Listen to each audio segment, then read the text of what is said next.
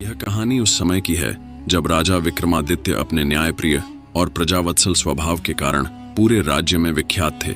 उनका दरबार दूर दूर के विद्वानों, मंत्रियों और कलाकारों से भरा रहता था। लेकिन इतनी प्रसिद्धि और लोकप्रियता के बीच कई मंत्री ऐसे भी थे जो राजा से जलते थे। वे राजा के प्रति ईर्ष्या और धोखे का भाव रखते थे और किसी भी तरह से उनके सिंहासन को हड़पना चाहते थे। विक्रमादित्य को इन मंत्रियों की असलियत का अंदाजा नहीं था, क्योंकि वे सामने तो राजा के बहुत बड़े हितैषी बनते थे और उन्हें अच्छे अच्छे परामर्श देते थे, परंतु अंदर ही अंदर वे षड्यंत्र रच रहे थे कि कैसे राजा को कमजोर किया जाए। विक्रमादित्य अपनी नेकदिली के कारण इन चालबाजियों से अनजान थे। एक दिन राजा विक्रमादित्य अपने कुछ सैनिकों के साथ शिकार पर निकले। चलते चलते वह एक घने जंगल में पहुंच गए। जंगल का वातावरण बहुत ही शांत और मनमोहक था। शिकार करते करते राजा बाकी सैनिकों से काफी आगे बढ़ गए। तभी उनकी नजर एक वृक्ष पर बैठे एक कौवे पर पड़ी, जो बार बार उन्हें देख रहा था और कांव कांव कर रहा था। राजा ने सोचा कि यह कौवा यहाँ क्यों इस प्रकार शोर कर रहा है। कौवे की इस अजीब हरकत ने राजा का ध्यान आकर्षित किया और उन्होंने उसे ध्यान से देखना शुरू किया। कौवा जैसे उनकी ओर देख रहा था, मानो उसे उनसे कुछ कहना हो। विक्रमादित्य को कौवे की आंखों में एक अजीब चमक और चिंता दिखी। वह समझ नहीं पाए कि इस चतुर पक्षी के मन में क्या चल रहा है, लेकिन कौवा वहीं रुका रहा और उधर ही उड़ने लगा, जैसे कि राजा का ध्यान अपनी ओर खींच रहा हो। राजा विक्रमादित्य कौवे के व्यवहार से हैरान थे। अंततः कौवा उड़ता हुआ एक गहरे और घने पेड़ों के बीच स्थित स्थान पर चला गया और बार बार कांव कांव की आवाज निकालने लगा। विक्रमादित्य को ऐसा लगा जैसे वह उन्हें उस ओर बुला रहा है। राजा ने कौवे का पीछा करने का निश्चय किया और अकेले ही उस ओर बढ़ गए। कौवा राजा को एक पेड़ के पास ले गया और एक पेड़ की शाखा पर बैठकर कर्कश आवाज में बोला, हे राजा, मैं तुम्हारा मित्र बनकर यहाँ आया हूँ। मुझे पता है कि तुम न्यायप्रिय और प्रजावत्सल हो, लेकिन तुम्हारे दरबार में कुछ लोग हैं जो तुम्हें धोखा देने की साजिश कर रहे हैं। वे तुम्हारे राज्य को तुम्हारे हाथ से छीनना चाहते हैं। राजा विक्रमादित्य यह सुनकर चौंक गए। उन्होंने पूछा, हे कौवे, तुम कौन हो और ये सब कैसे जानते हो? क्या तुम्हारे पास इसका कोई प्रमाण है? कौवे ने जवाब दिया, मुझे जंगल की शक्तियां दी गई हैं। मैं देख सकता हूँ कि कौन सच्चा है और कौन धोखेबाज। मैं कई बार तुम्हारे दरबार के बाहर से उन मंत्रियों की बातें सुनता हूँ। वे तुम्हारे प्रति वफादार नहीं हैं। वे तुम्हारी पीठ पीछे तुम्हें नीचा दिखाने और तुम्हें कमजोर करने की योजना बना रहे हैं। राजा विक्रमादित्य को कौवे की बातों पर कुछ संदेह हुआ। उन्होंने सोचा कि यह कैसे हो सकता है कि एक पक्षी उन्हें इस प्रकार की बातें बता रहा है, परंतु कौवे की बातों में सच्चाई का भाव था। राजा ने कौवे से कहा, मैं तुम्हारी बातों पर विश्वास करना चाहता हूँ, लेकिन मुझे कुछ समय चाहिए। अगर यह सच है तो मैं तुम्हारी सच्ची मित्रता को हमेशा के लिए मान दूंगा। कौवे ने समझ लिया कि राजा को विश्वास करने के लिए समय चाहिए। उसने राजा से कहा, हे राजन, तुम्हारे दरबार में आगामी पूर्णिमा के दिन एक विशेष योजना बनाई गई है। यदि तुम उस रात छिपकर देखोगे तो तुम्हें सब कुछ समझ में आ जाएगा। विक्रमादित्य कौवे की बातों पर गंभीरता से विचार कर रहे थे।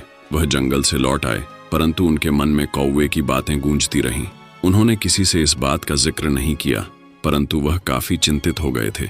उन्होंने सोचा कि यदि कौवे की बातें सच निकलीं तो वह उन मंत्रियों का सामना कैसे करेंगे और क्या यह उनके राज्य के भविष्य के लिए खतरनाक साबित हो सकता है।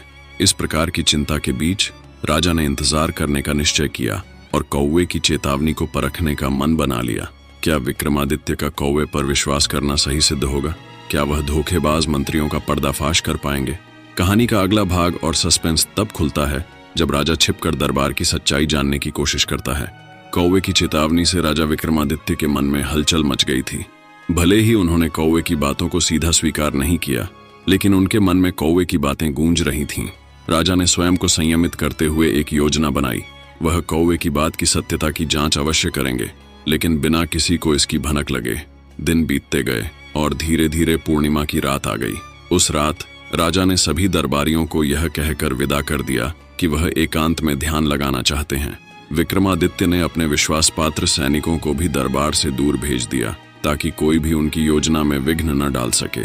विक्रमादित्य ने दरबार के पीछे एक गुप्त स्थान खोजा, जहां से वह सब कुछ देख सकते थे और सुन सकते थे।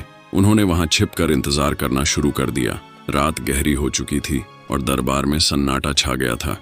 अचानक धीरे धीरे कुछ मंत्रियों की आहट सुनाई दी। राजा ने देखा कि उनके कुछ खास और वरिष्ठ मंत्री धीरे धीरे दरबार में प्रवेश कर रहे थे। उनकी चाल में एक अजीब सी सावधानी थी। और उन्होंने बार बार इधर उधर देखा कि कोई उन्हें देख ना रहा हो। विक्रमादित्य ने ध्यान से देखा कि वे मंत्री इकट्ठे होकर एक गुप्त मंत्रणा करने लगे। उनमें से एक मंत्री ने धीरे से कहा, अब समय आ गया है कि हम राजा विक्रमादित्य के राज्य को अपने अधिकार में लें। उनकी लोकप्रियता अब हमारे लिए एक खतरा बन गई है। जब तक वह सिंहासन पर हैं, तब तक हमारी महत्वाकांक्षाएं अधूरी ही रहेंगी। राजा विक्रमादित्य यह सुनकर चौंक गए। उन्होंने कभी सपने में भी नहीं सोचा था कि उनके अपने मंत्री उनके प्रति इतनी गहरी घृणा और छल रखते हैं। राजा ने और ध्यान से सुना। मंत्री अपनी योजनाओं का खुलासा कर रहे थे। उनमें से एक बोला, हमें राजा को कमजोर करना होगा। हम उन्हें उनके सच्चे मित्रों और सहायताकारों से दूर कर देंगे, उनके खिलाफ षड्यंत्र रचेंगे और फिर उन्हें एक बड़ी साजिश में फंसाकर सत्ता पर कब्जा करेंगे। दूसरा मंत्री बोला, हम विक्रमादित्य को एक झूठे अपराध में फंसा सकते हैं। जब राजा के ऊपर संदेह होगा तो प्रजा भी उनके खिलाफ हो जाएगी। इसके बाद हमें उन्हें सत्ता से हटाने में देर नहीं लगेगी। राजा यह सब सुनकर स्तब्ध रह गए। उनके हृदय में गहरा क्रोध उत्पन्न हुआ, लेकिन उसी क्षण उन्हें कौवे की बात याद आ गई।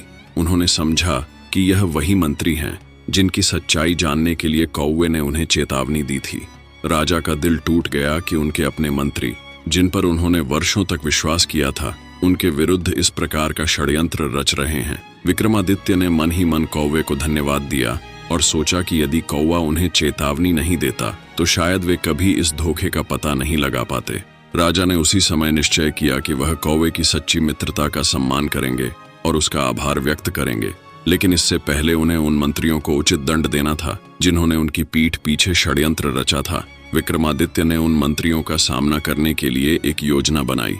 उन्होंने अपने विश्वास पात्र सैनिकों और राजदूतों को बुलाकर गुप्त रूप से निर्देश दिया कि अगले दिन एक विशेष सभा का आयोजन किया जाए। उन्होंने सभी मंत्रियों को सभा में उपस्थित होने का आदेश दिया। अगले दिन राजा ने अपने सिंहासन पर बैठकर सभा का आयोजन किया।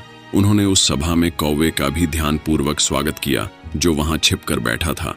विक्रमादित्य ने सब मंत्रियों को बुलाकर कहा, आज मैं यह सभा इसलिए बुला रहा हूं ताकि मैं अपने राज्य की सुरक्षा और जनता की भलाई के लिए कुछ महत्वपूर्ण निर्णय ले सकूं। लेकिन मुझे यह भी झांत हुआ है कि कुछ लोग मेरे विरुद्ध षड्यंत्र रच रहे हैं। राजा की बात सुनकर मंत्री घबरा गए। उनके चेहरे का रंग उड़ गया। एक मंत्री ने डरते हुए कहा, राजन, हम सभी आपके प्रति वफादार हैं। हम आपके विरुद्ध षड्यंत्र क्यों रचेंगे? राजा ने कठोर स्वर में कहा, वफादारी की कस्में खाने वाले ही असल में मेरे दुश्मन हैं। मैं तुम्हारी सच्चाई जान चुका हूँ। इस सभा में सबके सामने तुम्हारा असली चेहरा उजागर करूंगा। इसके बाद राजा ने उन मंत्रियों की सारी साजिशों को सबके सामने उजागर कर दिया और उन्होंने उसी कौवे को सभा में बुलाया जिसने उन्हें सचेत किया था। राजा ने कहा, यह मेरा मित्र है जिसने मेरे प्रति सच्ची मित्रता निभाई और मुझे चेतावनी दी। इसे तुम लोग बस एक साधारण पक्षी मानते हो, परंतु इसने तुम सबकी सच्चाई मुझ तक पहुंचाई है। सभा में उपस्थित सभी दरबारी हैरान थे। विक्रमादित्य ने तुरंत ही आदेश दिया कि उन धोखेबाज मंत्रियों को राज्य से निर्वासित किया जाए और उनके सभी पदों और अधिकारों को छीन लिया जाए।